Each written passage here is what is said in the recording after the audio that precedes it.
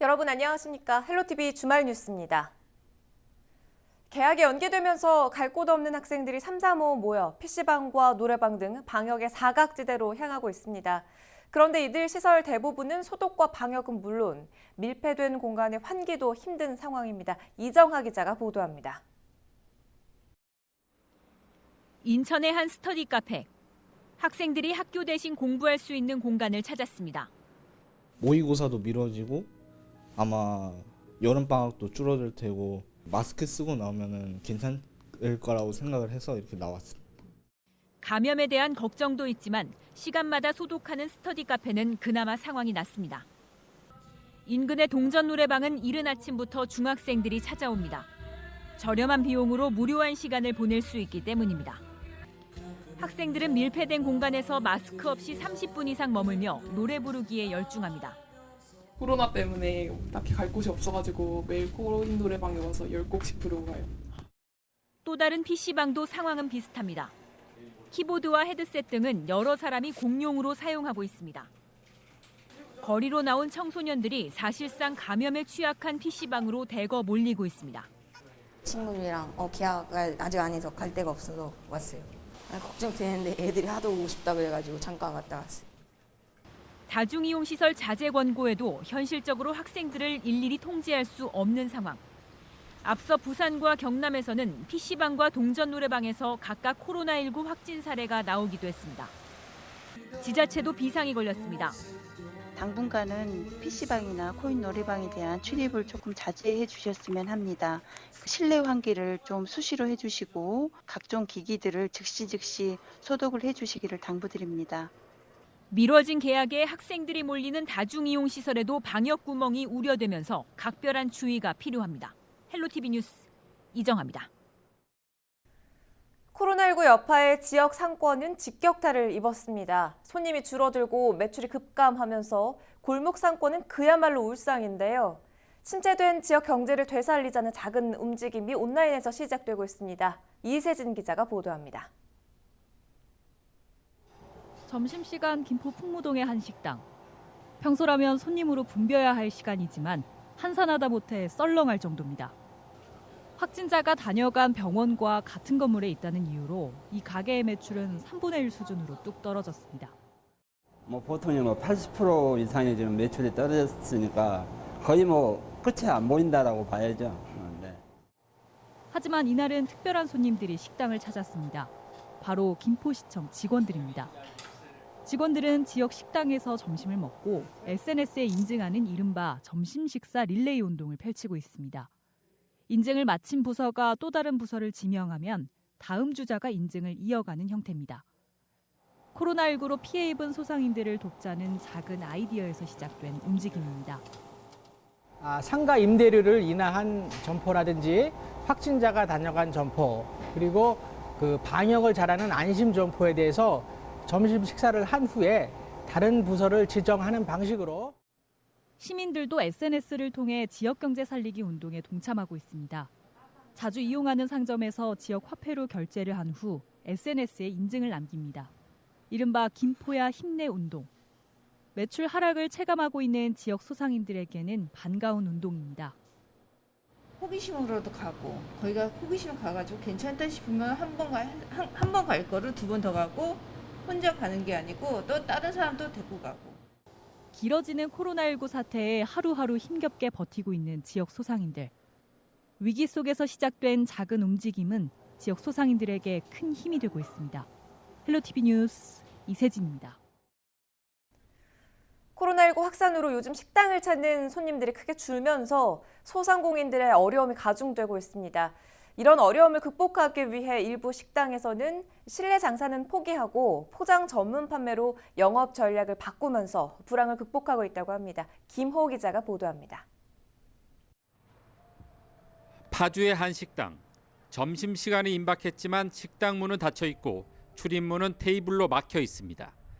테이블 위에는 손 세정제와 함께 전화번호와 포장 음식을 가져가는 곳이라는 편말이 적혀 있습니다. 식당을 찾은 손님은 문이 닫힌 걸 알고 잠시 머뭇거리다 편말에 적힌 전화번호로 메뉴를 주문합니다. 포장하러 왔는데요. 갈비탕 하나랑 보가니탕 하나 주세요. 네, 여기 계좌 입금할게요. 냉면과 갈비탕을 주로 파는 이 식당은 코로나19가 확산되면서 손님과의 접촉을 줄이기 위해 모든 메뉴를 포장 판매로 바꿨습니다. 네, 처음에는 왔는데 문이 닫혀 있어서 판매를 안 하는 줄 알았어요. 근데 이제 코로나 때문에 확산이 많이 되어서 사실 같이 식당에서 밥을 먹으면 누가 왔다 갔는지도 모르고 또 우리 아이들도 위험할 것 같아서 좀 꺼려졌는데 오히려 이렇게 먹고 싶은 음식을 포장해서 가니까 훨씬 더 안전하고 더 좋은 것 같아서. 일부 단골 손님들은 여전히 식당 문을 열고 들어오지만 코로나19가 잠잠해질 때까지 실내 판매를 중단하며 사회적 거리 두기 운동에 동참하기로 했습니다. 대신 포장 판매를 위해 신메뉴를 개발하는 등 위기를 기회로 삼고 있습니다. 지금 도시락 메뉴를 출시를 했습니다. 거기에는 그 반찬과 이런 것들을 저희가 다 직접 만들어서 하는데 저희가 생각지도 않게 굉장히 많은 분들이 찾아주셨고 단체로도 해주셔서 오히려 이것이 더 그 코로나 확산 예방에도 좋고 국민 건강에도 좋고 여러 가지 면에서 좋은 것 같습니다. 디저트 가게들도 손님과의 비대면 방식으로 불황을 극복하고 있습니다. 떡 케이크를 파는 이 가게는 철저히 전화를 통해 주문을 받습니다. 손님이 주문한 떡을 찾으러 오게 되면 가게 앞에 설치된 탁자에 제품을 넣어도 매장 내 출입을 차단하고 있습니다. 인근에 위치한 마카롱 가게 역시 홀 판매를 중단했습니다. 커피와 마카롱은 모두 테이크아웃으로만 판매하고 주문도 매장 밖에서 전화로 받습니다. 처음엔 어색해하던 손님들도 오히려 코로나19 감염에 안전하다며 반기고 있습니다. 더 이상 확진자가 늦지 않게 하기 위해서 대면했던 그 영업 방식을 비대면으로 바꿨고요. 매출에 대해서는 그 전에 계속 찾아주시던 분들이 오히려 더 좋아하셔가지고 그래서 계속 그 전이랑 비슷하게 유지를 하고 있는 것 같아요. 코로나19로 어느 때보다 어려움을 겪고 있는 골목 상권. 비대면 접촉이라는 새로운 영업 방식으로 코로나19 확산도 막고 불황도 극복하고 있습니다. 헬로티비 뉴스 김호입니다. 마스크 오부제가 시행됐지만 품귀 현상은 여전합니다. 약국 앞에서 최소 1시간 이상을 기다려야 살 수 있다고 하는데요. 노인이나 장애인들은 엄두도 못 댈 정도입니다. 이런 가운데 일부 주민들이 직접 마스크를 만들어 이웃들에게 전달하고 있습니다. 이지훈 기자입니다. 마스크 오부제가 시행된 첫날, 약국 문을 연 지 30분 만에 마스크 160장이 동났습니다. 몇 군데 다녀봤는데 마스크가 아예 없어가지고 못 샀어요. 쉬는 시간 짬을 내 마스크를 사러 나온 직장인들은 더 허탈합니다. 직장인이다 보니까 잠깐 나와가지고 시간 돼서 이제 구할 줄 알았는데 몇 군데 돌아다녀 보니까 못 구하겠더라고요. 마스크 공급량 자체가 수요량에 훨씬 못 미치다 보니 마스크 품귀 현상은 여전한 모습입니다. 경기도의 한 주민센터. 재봉틀 돌아가는 소리가 방 안을 가득 채웁니다. 면 마스크를 만드는 겁니다. 면 마스크 제작은 총 3단계 공정을 거칩니다. 먼저 원단을 마스크 모양에 따라 재단합니다. 재봉틀로 봉제 작업을 한 후 귀걸이 줄까지 붙이면 완성됩니다. 일반적인 면 마스크 같지만 마스크 안에 정전기 필터를 넣어 비말 입자를 차단할 수 있게 했습니다. 이 필터만 갈아 끼우면 재사용이 가능합니다. 재료 선택도 내 가족이 쓴다는 마음으로 했습니다. 오가닉이라는 원단이에요. 그걸 원단을 사용하는데 이 오가닉이라는 원단은 아기들이 주로 이제 베네쪼고리 같은 거 만드는 그런 원단을 필터 교체용 면 마스크는 전국 각지에 있는 주민자치회를 중심으로 제작되고 있습니다. 서울시 보건환경연구원이 이렇게 제작된 마스크 중 일부에 대해 성능 실험을 했는데 KF80 보건용 마스크만큼이나 비말 차단 효과가 있는 것으로 나타났습니다. 마스크 작업에 참여하고 계신 분들은 따로 인건비를 받지 않고 하루 8시간 가까이 작업에 매진하고 있습니다. 이렇게 정성으로 제작된 마스크는 지역의 취약계층에게 전달될 예정입니다. 제가 이렇게 작은 힘이 될 수 있다는 게 저 너무나 감사하고 이 홈패션 잘 배웠구나 이렇게 배운 거를 사회에 다시 환원해서 쓸 수 있다는 게 전 정말 감사합니다. 전염병 공포로 인심마저 각박해진 때 이웃사랑을 실천하는 선한 마음이 위기의 때 희망의 등불이 되고 있습니다. 헬로티비 뉴스 이지훈입니다. 허가도 받지 않고 위험물을 제조하거나 취급, 저장한 사업장들이 무더기로 경기도 단속망에 걸려들었습니다. 경기도 특별사법경찰단은 도내 불법 사업장 31곳을 적발해 형사 입건했습니다. 최창순 기자가 취재했습니다. 경기도 특별사법경찰단이 도내 한 위험물 제조소에 들이닥칩니다. 여기서 위험물 가지고 어떤 걸 제조하는 거죠? 기름을 만드는 거는 배럴이요. 겨울철 공사장에서 쓰는 고체 연료를 생산하는 이 업체. 허가를 받았다고 당당하게 말합니다. 그럼 여기가 제조소 허가가 나 있나요? 네, 당연합니다. 하지만 이 업체는 관할 소방서장의 허가 없이 고체 연료를 만들었습니다. 하루 생산량만 5톤이나 됩니다. 한 아파트 공사장엔 고체 연료가 천장에 닿을 만큼 쌓여 있습니다. 위험물의 경우 저장할 수 있는 양이 정해져 있는데 이곳은 허가 수량을 무려 3배나 넘겼습니다. 경기도 특별사법경찰단이 지난 1월부터 45일 동안 도내 대형 공사장 등을 대상으로 위험물 취급 불법 행위를 집중 수사했습니다. 그 결과 대형 아파트 공사 현장 19곳과 무허가 위험물 제조소 12곳 등 총 31곳이 적발됐습니다. 이들 업체는 임시 저장 사용 승인 없이 공사장 내 위험물을 저장 취급하거나 허가 없이 고체 연료를 제조하고 허가받지 않은 장소에 위험물을 저장했습니다. 허가를 받지 않게 되면 바로 신속하게 그냥 바로 콘크리트 양생을 위해서 진행을 할 수 있기 때문에 시간이나 절차, 그다음에 금전적 비용이 덜 들게 됨으로 인해서 회사에 그런 이득이 들어가게 됩니다. 도 특사경은 적발한 업체들을 형사 입건하는 한편 도민 안전을 위해 불법 위험물을 취급하는 건설 현장에 대한 수사를 이어나갈 방침입니다. 경기추TV 최창순입니다. 익명의 기부자가 부평 산곡 이동 행정복지센터에 면 마스크 50장을 기부했습니다. 익명의 기부자는 코로나19 확산 방지에 조금이나마 도움이 됐으면 좋겠다는 말을 남기고 행정복지센터를 떠났는데요. 50장의 마스크는 모두 기부자가 한 땀 한 땀 직접 제작한 것으로 알려졌습니다. 산곡 이동은 기부받은 면 마스크를 지역의 장애인과 홀몸 노인에게 전달할 계획입니다. 부평구 자원봉사센터가 코로나19 확산을 막기 위해 면 마스크를 직접 제작합니다. 봉사센터는 지역의 봉사자들과 함께 2,500장의 면 마스크를 만들 계획인데요. 마스크 제작에 필요한 원단과 필터 등은 인천시 자원봉사센터로부터 지원받았습니다. 제작된 면 마스크는 지역의 홀몸 노인 등 우리 이웃들에게 전달할 예정입니다. 계양구 지역사회보장협의체와 계양구 자원봉사센터가 코로나19 확산을 막기 위해 면 마스크를 만들었습니다.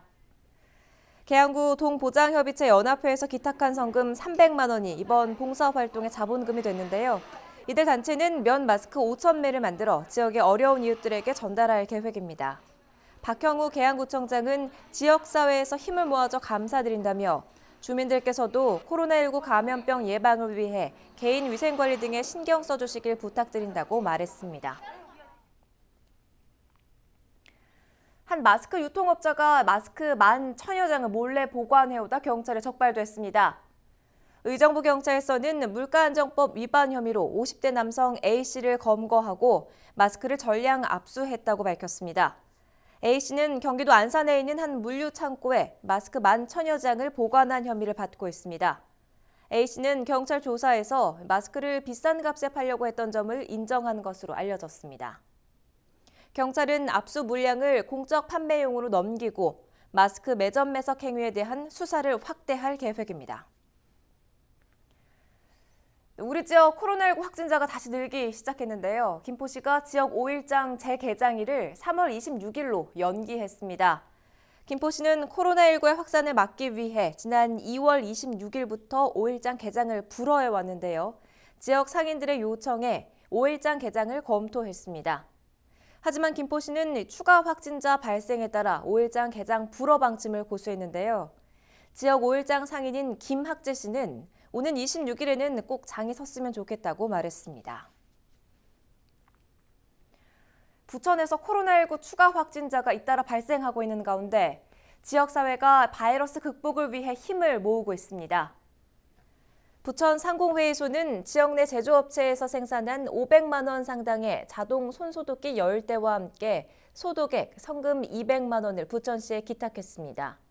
자동 손소독기 등은 부천시청과 주요 산하기관에 설치되고 성금은 코로나19 예방 물품과 지원 등에 사용될 예정입니다. 헬로티비 주말 뉴스를 모두 마칩니다. 저희는 언제나 여러분 곁에 있겠습니다. 지금까지 시청해주신 여러분 고맙습니다.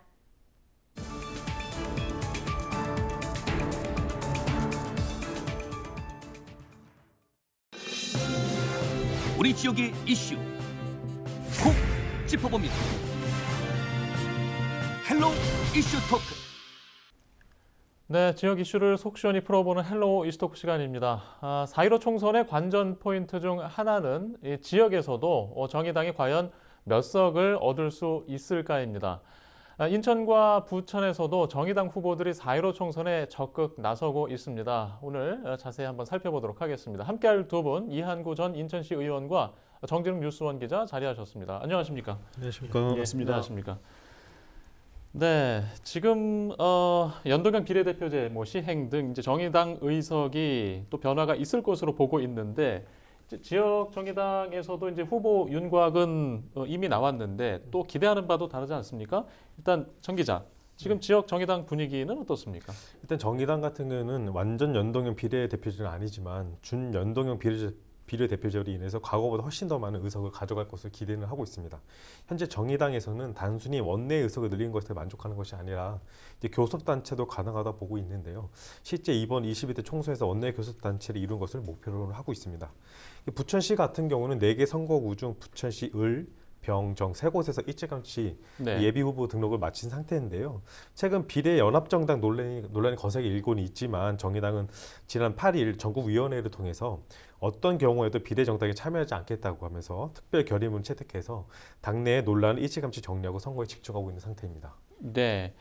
앞에 서두에도 얘기를 했지만 얼마나 몇 석을 가져갈 것인가 당연히 정의당 입장에서는 필요한 얘기인데 기대감을 조금 더 좀 살펴볼까요? 네, 정의당이 이제 비례의석 47석 중에서요 현재 네. 캡 씌워져 있는 게 30석이고요. 예. 그리고 병립형 비례대표 그 득표율만큼 이제 비례대표 의석을 받게 되는 게 17석이거든요. 근데 문제는 이제 지역구에서 100석 정도를 이제 득표하고 그 다음에 이 투표율에서 30% 정도 지지율을 획득하는 정당은 캡 그 30석에서 한 석도 받질 못하게 됩니다. 그러니까 이제 병립형 비례대표 17석에서 득표율만큼만 받게 되는 거죠. 그렇기 때문에 상대적으로 지역구 당선자가 적은 정당이 이 30석을 많이 갖게 되는 거거든요. 그러다 보니까 이제 정의당이 지역에서 한 3명 정도의 당선을 예상하고요. 그 다음에 이제 나머지 그 전국 그 비례투표에서 일정 정도 투표만 한다면은 정의당이 많이 가져갈 수 있는 그 이번 선거 제도의 특징인데요. 문제는 지금 이제 그 미래통합당이 이제 비례 위성 정당을 만들었잖아요. 그리고 지금 민주당도 지금 범여권 그 선거연합이라는 이름으로 비례 위성 정당 참가 여부가 곧 결정될 예고요. 이거에 따라서 이제 큰 변수가 생기게 된 것입니다. 자, 일단 후보들이 궁금해요. 지금 부천 지역에서도 후보를 매 선거 때마다 내왔는데 일단 부천 지역의 정의당 후보 누가 있습니까? 일단 살펴볼까요? 네, 일단은 부천시 오정구죠. 이제 정 지역구입니다. 그래서 구자욱 후보가 나왔는데 현재 정의당 부천시 오정 지역 위원장과 중앙당 문화예술위원장을 맡고 있습니다. 그러니까 이 구 후보 같은 경우 또 20대 총선에서 정의당 후보로 출마해서 완주한 경험이 있고요. 고 노회찬 의원의 정책 특보였습니다. 2017년 19대 대선 당시 정의당 심상정 후보 부천 오정 선대본부장을 맡았고요. 구정은 현재 대장 들녘 지키기 시민행동 공동대표로 활동하고 있고 핵심 공약 또한 대장 들녘 생태환경 문화공원 조성하겠다고 이렇게 주장을 하고 있습니다. 3기 신도시 대장지구 개발이 환경 문제, 교통 문제는 더 심각하게 될 것이라고 바라보고 있으면서 공급 확대를 통한 부동산 가격 안정은 실패한 정책이라고 좀 주장하고 있고요. 이미 오정구 지역의 부동산 가격이 들썩인다고 이렇게 주장하고 있습니다. 구자 후보는 또한 작년 6월 부천시의 본회 상정에 철회됐던 부천시 문화 다양성 조례 추진위원장으로도 활동하고 있는데요. 이 사안은 부천뿐만 아니라 전국적으로 이슈가 됐었는데 특정 종교 세력이 정치권에 압박을 넣어서 조례가 철회돼 논란이 좀 되기도 했었습니다. 현재는 주민바로 조례 추진 중이고요. 22대 국회에 들어가면 첫 법안으로 차별금지법을 공약으로 내세우려고 하고 있습니다. 부천시 을이죠. 이제 이미숙 후보는 부천 성모병원 간호사로 30년간 가까이 근무를 했고요. 노동조합 활동을 5년 동안 했습니다. 보건의료가 전문가이기도 하고요. 노동운동가로 활동했던 경험을 살려서 노동자, 서민 그리고 사회적 약자를 위해서 정치적으로 사회적 약자를 위한 정책을 하기 위해 부천 원미을 선구구에 출마하겠다고 말을 하고 있고요. 부천시 병이죠. 소사구에서는 신현자 후보가 나왔습니다. 현재 정의당 부천 소사 지역위원장이고요. 세월호 참사 부천 대책위 집행위원장이면서 부천 새시대 여성회 회장 그리고 전국 금속노조 가불 플라스틱 지회 조직쟁이 부장을 맡고 있습니다. 이제 부천에서 20년간 뿌리내고 오랜 시민활동으로 부천을 바꾼 사람은 정평이 다 있고요. 그리고 민생 살리기 앞서온 사람으로 지금 이름이 나 있습니다. 네. 인천 지역에도 정의당 후보들 누가 있는지 좀 살펴볼까요? 말씀해 주시죠. 네, 인천 지역은 이제 무엇보다 연수을에 이정미 현 국회의원이 이제 출마해서 운동 중이고요. 그 다음에 이제 미추홀 갑에 문영미 전 그 남구청장 후보죠. 그리고 미추홀을에 전 그 인천시의원이 정수영 의원. 네. 그리고 서구 그 갑의 김중삼 지역위원장, 중동 그 옹진, 이제 동구가 빠졌죠. 네. 옹진 강화의 안재영 위원장. 그 다음에 서구 을에는 그 경령의 이제 위원장이 예비 후보로 등록해서 운동 중이고요. 그 남동을의 최승원 전 구의원은 아직 그 등록하지 않은 상태고요. 그리고 이번에는 이제 전국 그 비례대표에 배진교 전 남동구청장이 전체 그 비례대표 37명의 후보 중에서 1위로서 현재 4번 순위에 올라 있고요. 그리고 그 정의당의 이제 안전 여성위원장인 박인숙 그 개항위원장이죠. 개항위원장께서는 이제 37명 중에 여성 후보로는 그 7위 그리고 전체 순위로는 19위에 지금 비례 후보로 올라가 있어서 이 비례 후보 둘의 어떤 그 결과도 주목되고 있습니다. 예, 지금 제일 또 관심 아까부터 계속 얘기했지만 이제 정의당의 비례대표 경쟁이 치열하다는 것, 또 지역 후보뿐 아니라 이제 이런 것 때문에 후보들도 비례대표에 지원하는 그런 과정이 있지 않았습니까? 네. 지금 일단 알려진 비례대표 순번이나 결과를 한번 좀 살펴보고 가죠. 네. 예. 일단 말씀대로 이제 비례대표 선출이 끝났습니다. 그래서 인천에서는 배진교, 박인숙, 청년면부로 조혜민 후보가 있었는데요. 네. 청년면부로는 1번, 그리고 2번, 11번, 12번이 배정돼 있는데 청년들 간에 1등한 후보가 1번으로 배정이 받게 됩니다. 근데 안타깝게도 조혜민 후보 같은 경우는 4등 안에 들지 못해서 여성 명부로 23번으로 확정이 됐고요. 배진교 후보는 4번, 박인숙 후보는 19번으로 결정됐습니다. 예, 알겠습니다. 지금 이제 비례대표 순위 선정 방식은 당에서 어떻게 운영하고 있는 건가요? 네, 정의당은 이제 전통적으로 당내 당원 투표를 통해 후보를 선출했었습니다. 근데 하지만 이번 비례대표는 당원 70%, 그 시민 선거인단 30%에서 후보 선출을 했는데요. 네. 전체 12만 5천 명이 넘는 선거인단을 모집했다고 합니다. 예. 네, 비례 순번호는 청년들에게 1번과 2번 그리고 11번, 12번을 배정해서 청년 당사자들이 청년들의 정치활동 확대를 노력했고요. 근데 홀수번은 여성들로 채워져서 뭐 장애인 같은 경우는 7번, 18번, 28번을 배정하고 14번을 농어민으로 배정을 했습니다. 예. 뭐 현실적으로 뭐 준비하는 건 이해가 되는데 일단 지역 활동도 많이 했고 지역구 출마에 대한 기대도 사실 유권자들한테 없진 않다고 할 수 있는데 이제 왜 이렇게 비례대표에만 몰린다고 할 수 있는 건지 좀 우리도 좀 살펴볼 필요가 있어요. 네. 근데 배진교 전 남동구청장의 경우는 이번 정의당 비례대표 경선에서 전체 1등을 했습니다. 근데 당내 비례대표 선출 방식에 따라 4번으로 결정이 된 거고요. 앞서 말한 대로 홀수 후보는 여성 활동이라 남성인 배 후보는 짝수인 2번, 4번, 6번 순으로 가게 돼 있는데 청년들의 정치 참여를 높이기 위해 1번과 2번이 청년 할당으로 결정돼서 남성인 경우는 아무리 높은 득표를 했었어도 4번이 제일 앞순입니다. 그래서 이렇게 경쟁 후보가 지역구로 출마한 거 아니냐 의견이 모였던 모양인데 배진교 후보 같은 경우는 총 8번 출마를 했고 2010년대 구청장으로 당선한 경험이 있었고 그 당시 구정평가도 괜찮았었고요. 지역에서 출마를 고려를 했지만 지지자들이 이번에 꼭 국회에 입성해서 구청장 때처럼 훌륭한 정치를 펼치길 조금 기대하는 면이 있었습니다. 그래서 지역구에서도 가능성이 있겠지만 보다 가능성이 높은 비례로 국회에 입성해서 다시 지역구로 돌아가기 염원을 했고요. 그 염원 받아들인 걸로 판단이 되고 있습니다. 예.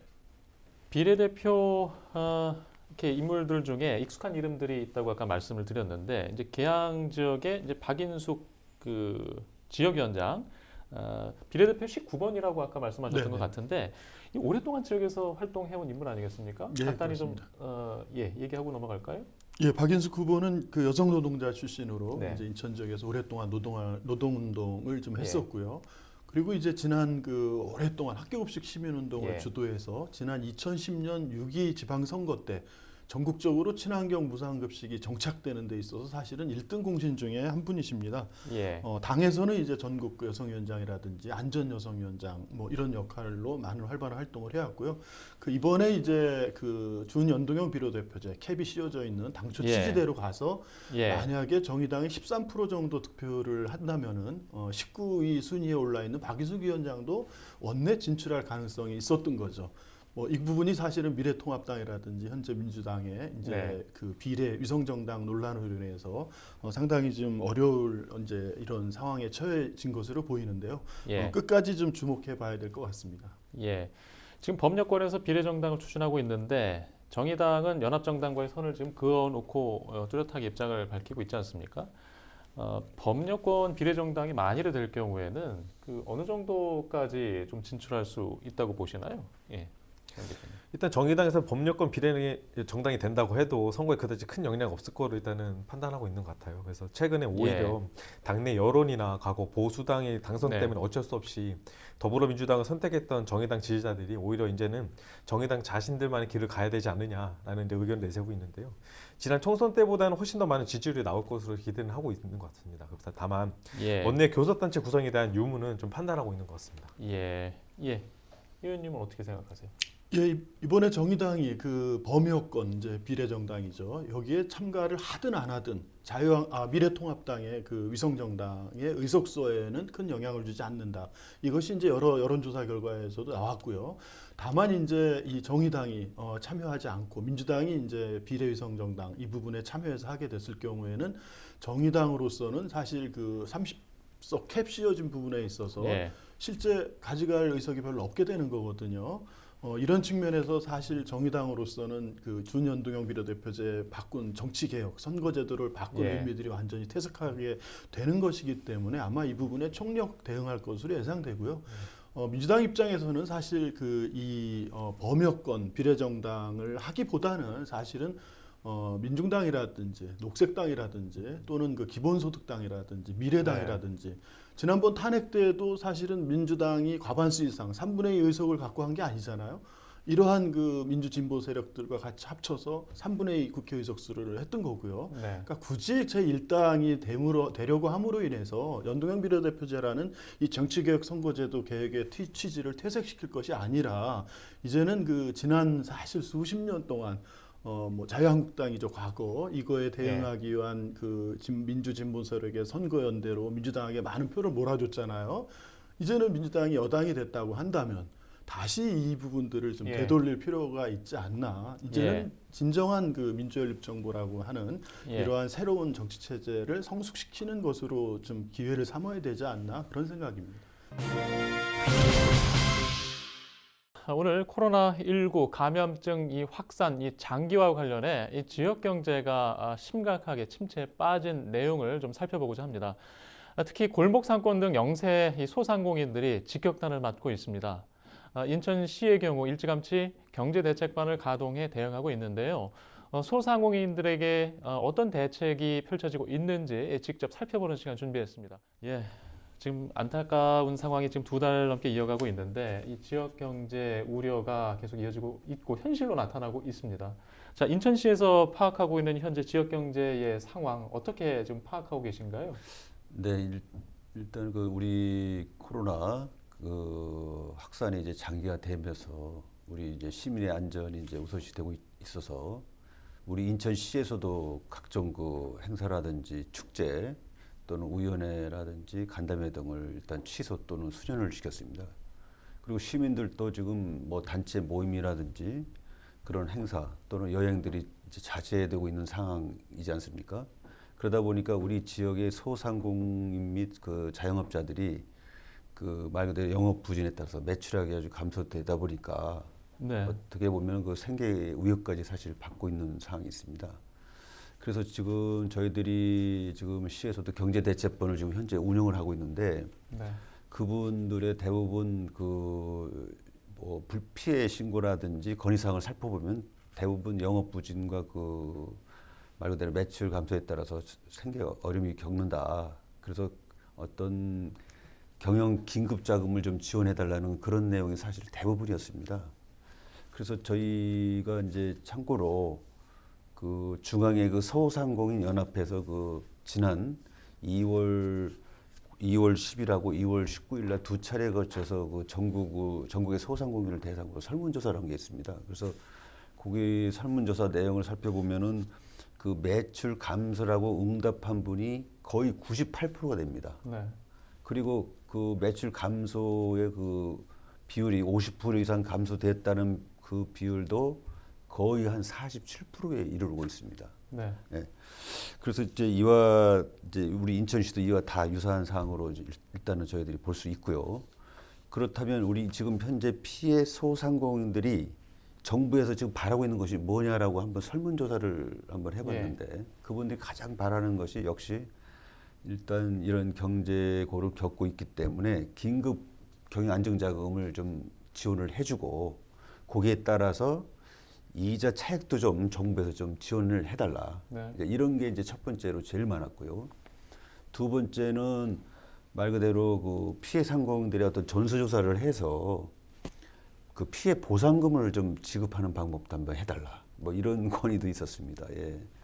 그다음에 뭐 끝으로 우리 지금 말 그대로 전통시장 및 상점가들 그 소상공인들 그분들은 또 이 방역용품, 그러니까 마스크라든지 손소형제 같은 거를 지원했으면 좋겠다.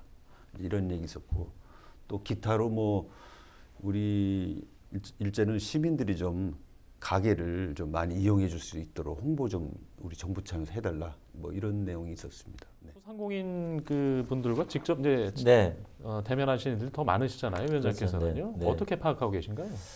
예, 제가 오늘 오기 전에 실제로 이제 장사하시는 분들하고 네. 협회에 직접 이제 전화를 좀 해봤어요. 그랬더니 이제 외식업 중앙회 같은 경우는 지금 4차례 주간별로 그 실태 조사를 했더라고요. 그래서 네. 최근에 이제 실태 조사한 게 지난 2월 25일부터 28일까지 4일간 거쳐서 이제 4차 조사를 했는데 한 600곳을 전국적으로 조사해 봤더니 평균적으로 59.2%의 매출 하락이 있었고요. 인천의 경우는 한 44.7% 정도 이렇게 있는데 제가 보니까 조사 날짜가 2월 25일부터 28일이에요. 지금은 이제 더 확산이 됐잖아요. 네. 그렇기 때문에 아마 더 이 피해는 좀 더 심각해질 걸로 보이고, 그 다음에 제가 주변에 이제 그 편의점 하시는 분들하고도 한번 물어봤더니 한 20% 정도 매출이 하락됐고, 제 후배가 또 그 전통시장에서 의류업을 하고 있어요. 네. 전화를 해보니까 한 달에 한 70만 원 정도는 팔아야 현상 유지가 되는데 지금 하루에 20만 원밖에 못 팔아서 처음으로 지난달에 월세를 못 냈다. 이런 얘기를 하시더라고요. 예. 지금 이제 소상공인들에게 이제 가장 시급한 지원, 이제 목소리를 통해서 접할 수 있잖아요. 그렇죠. 어떤 요청이나 목소리를 듣고 계십니까? 일단 소상공인 지원 대책은 이제 매출을 늘려주는 정책과 비용을 줄여주는 정책 두 가지 측면으로 볼 수 있어요. 쉽게 말해서. 그런데 이제 지금 상황에서는 매출을 늘리기가 어렵잖아요. 지금 이제 코로나 때문에 사회적 거리두기를 하고 있기 때문에 매출을 늘리기 어렵기 때문에 우선적으로 시급한 것은 비용을 줄이는 정책이 좀 필요하다. 네. 비용에서 제일 큰 게 그 인건비, 그 다음에 임대료, 그 다음에 각종 세금 이런 거지 않습니까? 그럼 이런 부분에 대한 좀 지원이 좀 필요하다. 그래서 아마 제가 봤을 때는 뭐 고용 관련된 장려금이라든가 요즘 이제 착한 임대료도 있습니다만 어떤 임대료 문제라든가 그 다음에 이제 각종 그 사회보험료 있지 않습니까? 그리고 최근에 또 이제 부가세 문제도 얘기가 좀 되고 있더라고요. 이런 식의 정책을 좀 해야 되는데 아직까지는 이제 빚내서 좀 버텨라.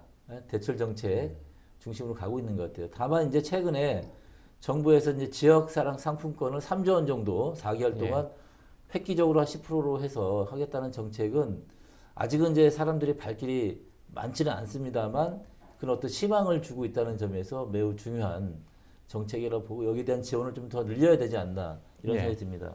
네, 지금 지역 목소리는 이렇단 말이죠. 현장의 목소리는 그 시에서는 이제 소상공인 대책 지금 이제 두 가지로 분류해서 말씀해 주셨는데 어떻게 준비하고 계신가요? 네, 이제 이 코로나 이 확산으로 이제 우리 많은 지역에 이제 소상공인들이 어려움을 겪고 있어서 저희들이 아주 긴급하게 잉여 자금을 좀 모아가지고 저희들이 그 긴급 경영 안정 자금을 이제 350억을 마련을 해서 지난 2월 7일부터 저희들이 그 실시를 했습니다. 그런데 불과 열흘 만에 그 350억 융자금이 다 이렇게 소진이 다 된 상태입니다. 그래서 현재는 중소벤처기업부에 그 경영안정자금을 지금 이제 활용을 해서 지금 한 1,100억 원 정도로 지금 융자를 하고 있는데, 그거는 이제 2차 보전이 좀 안 되기 때문에 좀 시민들이 좀 어려움이 있습니다. 그래서 저희들이 이제 다시 긴급하게 그 시중에 좀 그 금리가 좀 낮은 은행을 협약을 해서 저희들이 지난번에 이제 3월 9일 날입니다. 그 450억의 융자 규모로 저희들이 출시를 했습니다. 그래서 거기에 대한 이자가 2.91%인데 그 중에 인천시가 1.5%를 보존해 주는 상품으로 저희들이 현재 지금 실시 중에 있습니다. 네. 그렇게 하시고 저희들이 또 한 말씀 더 드린다면 지금 많은 시민들이 인천 사랑 상품권, 인천 이음을 많이 사랑해 주시지 않습니까? 많이 이용해 주시지 않습니까? 그래서 지난번에 우리가 3월 1일부로 저희들이 50만 원 이하까지를 종전에는 뭐 한 4%였던 거를 저희들이 이번에 10%로 이렇게 상향을 조정을 했습니다. 그리고 50만 원부터 100만 원까지는 종전과 같이 그냥 1%로 이렇게 실시하고 있다는 말씀을 드리고 싶고요. 그리고 아까 말씀하셨다시피 우리 소상공 여러분도 또 이 방역에 관련 물품 지원이 필요하다 그런 말씀이 있으셔가지고 저희들이 전통시장 상점가 쪽에 그 손세정제하고 마스크 등 해가지고 저희들이 총 한 9만 2천 개를 이미 다 배부를 해서 현재 활동 중에 있고요. 또 여담을 더 드린다면은 이 방역 관계도 또 저희 시에서도 그 4억 3천을 좀 지원을 해서 지금 전통시장도 원래 자체적으로 그 시장별로 한 달에 한 번씩 실시하는 것을 보건소에 와서 뭐 주 1회라든지 필요에 따라서는 뭐 며칠에 한 번씩 이렇게 지금 현재 실시 중에 있습니다. 그리고 끝으로 뭐 한 가지 더 말씀드린다면은 지금 그 소상공인들이 어떤 경제적 어려움도 있지만은 임대료를 납부 못하는 그런 이중고를 겪고 있지 않습니까? 그래서 착한 임대료 납부 관련해서 우리가 지금 그 확산 운동을 지금 펼치고 있습니다. 그래서 지난번에도 현재 3월 4일 기준으로 했을 때는 뭐 9개 시장에 지금 57개 점포가 그거를 할인을 해줬는데 지금 3월 10일 현재는 18개 전통시장 상점가에서 333개 점포가 현재 동참해 주시고 계십니다. 보다 이제 직접적인 지원책이 어떤 방향으로 좀 더 고민이 돼야 된다. 좀 의견이 있으신가요? 네, 그래서 아까 제가 말씀드린 대로 이제 매출을 늘려주거나 또 직접적인 부분에서는 이제 각종 공과금이나 세금 이런 부분에 대한 좀 특단의 조치가 좀 필요하다고 생각되는데요. 첫 번째로 이제 매출을 늘려주는 게 사실은 가장 직접적이고 좋은 정책이죠. 그래서 지금 이제 지역사랑 상품권을 현재 이제 정부가 4개월 동안 그 10% 할인율로 해서 3전을 발행하겠다. 이제 이렇게 되어 있습니다. 그런데 지금 이 3전을 발행하려면은 이 또 지방 정부도 또 4%를 그 의무 매칭을 해줘야 돼요. 그러니까 이 비용이 만만치가 않은 겁니다.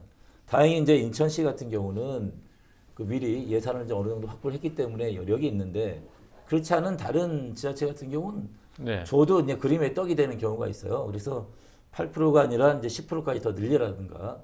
그다음에 인천시 같은 경우는 1조 2천억을 발행할 목표를 가지고 있음에도 불구하고 실제로 정부가 지원한 것은 3천억만 지원하겠다 이런 계획이거든요. 그러니까 그런 것을 이제 대폭적으로 해체해서 발행할 수 있는 만큼 다 지원하는 어떤 그런 정책을 해줘야 지역 경제 실질적 효과가 될 수 있다는 거고요.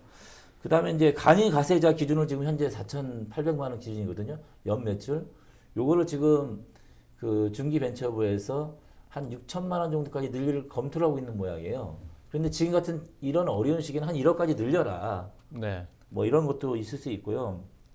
그다음에 고용보험료라든가 의료보험료 같은 경우 몇 달 정도는 그 이런 간이 가해자들에 대해서는 뭐 면제를 해준다든가 이런 좀 더 적극적인 직접적인 정책을 좀 해줘야 되지 않을까 이런 생각이 들고요.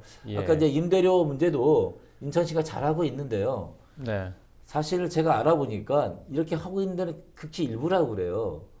그리고 특히 이제 건물주가 서울에 거주하시는 분들 같은 경우는 직접 대면 안 하기 때문에 전혀 지금 나서고 있지 않다고. 지금 우리도 착한 임대를 좀 하고 싶은데 그러려면 지자체에서 적극적으로 나서가지고 홍보도 하고 칭찬도 해주고 이런 좀 더 적극적인 노력이 좀 필요한 것 같습니다. 지금 너무 심각한 지역경제 위기 상황이기 때문에 착한 임대료, 제2의 이런 밝은 소식들이 또 좋은 이야기들이 나왔으면 하는 바람입니다. 자, 오늘 이슈 토크는 여기서 마치겠습니다.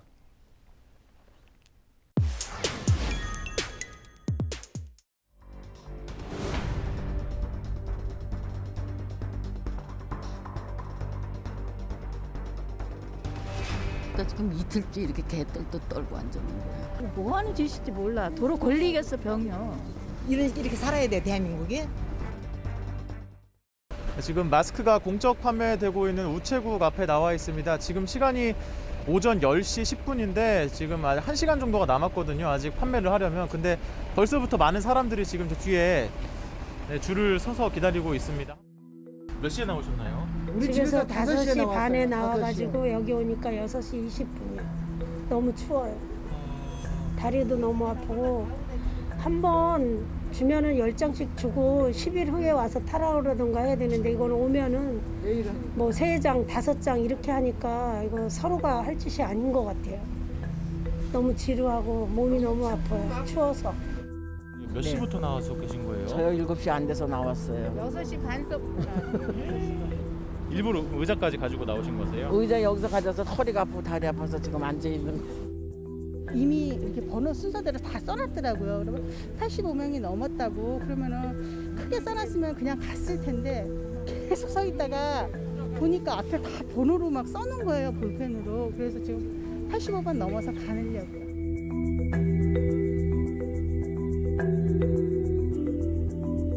7시에 나왔어요. 7시요? 네. 이렇게 나와서 기다리시기 힘들지 않으세요? 힘들고 허리도 아프고 배도 고프고 죽겠어. 허리가 너무 아파가지고 내가 나이가 80이니까. 그동안에 마스크는 어떻게 구매하셨어요? 마스크 구매 못해가지고 이건 어저께 어떤 목사님이 날 주더라고. 그래가지고 저는 어저께도 여기 와서 기다리다가 못 사고 그냥 갔고 또 그렇다고 해서 우리 손주들이 학교 가는데 안 씌울 수도 없고 그러니까 지금 이틀째 이렇게 개떨도 떨고 앉았는 거예요. 집에 아무도 없이 혼자 사는데 식물음 해줄 사람이 없잖아요, 지금. 그래 오늘 아침에 집에 6시에 나오니까 4번째 줄 선 거예요, 지금. 아침에 일찍부터 나오시면 힘들지 않으세요, 그러면? 힘들어 죽 쓰러지려고 그래, 지금. 그래서 어떻게 내가 살기 위해서. 그동안에 마스크는 어떻게 구하셨어요? 어떻게나 많아 그냥 약국에 가서 3,000원씩 주고 사다 쓰다가 그나마도 없어서 헝거 마스크를 갖다가 3,000원씩 2개를 또 샀어요. 그래갖고 안에다가 어떤 줄 알아요? 내가 보여줄게. 이렇게 종이 휠타리 이렇게 넣어가지고 쓰는 거 숨이 참 이거 버리고 이렇게 살아야 돼, 대한민국이. 나이 드신 분들도 서가지고 화장실도 못 가고 지금 계속 서 있는데 자기네는 밥 먹고 와가지고 뭐 번호 저기 했다고 일찍 와가지고 자리만 타놓고 그게 말이 돼요? 계속 서 있어 몇 시간씩 서 있는 사람들은 바본가? 마스크 사러 나와서 감기가 옮아서 가겠어. 도로 더 병이 걸려가겠어, 이게. 뭐 하는 짓인지 몰라. 도로 걸리겠어, 병이요. 기다리게 하려면 9시 열매 잡아서 하면 되지. 새벽에 나가 11시까지 돼. 그게 뭐예요, 이게 도대체. 차라리 집으로 주시면 안 될까? 집으로 막 영수증 주는 것처럼 그렇게 자동으로. 그러면 이런 고생도 안 하고 관공서에도 수고도 안 하고. 수요는 많은데 수요 요청은 많은데 공급이 작으니까 어떻게든 못 사는 분은 불만을 품고 가거든요. 그러니까 고함 지르고 쌍욕하고 그게 엄청 스트레스거든요. 잠을 못 자요. 막 꿈을 꿔요. 고객이 고함 지르려면 꿈을 꾼다고 막 밤에 잠꼬대를 해요. 선생님 죄송합니다. 없습니다. 와이프가 놀래요. 얼마나 맛있거든 스트레스 받았던 그런 꿈을 꾸냐.